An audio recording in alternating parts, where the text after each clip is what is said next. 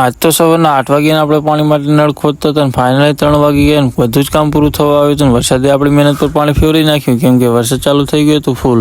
તો પછી ફાઇનલી વરસાદ બંધ થઈ ગયો ને આપણે આવી ગયા હતા પીએસસીની પાઇપ લેવા કેમ કે આપણી લાઈન ફાટી ગઈ છે, આપણે નાખવાની છે પછી નવી લાઈન.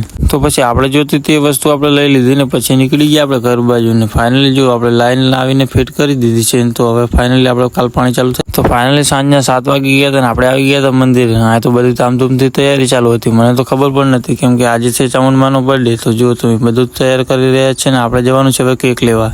તો ફાઇનલી આપણે જો કેક આવી ગઈ છે 4 ઓલરેડી. તો તમે જોઈ શકો છો. ફાઇનલી જો પછી કેક કાપવાનું ચાલુ કરી દીધું.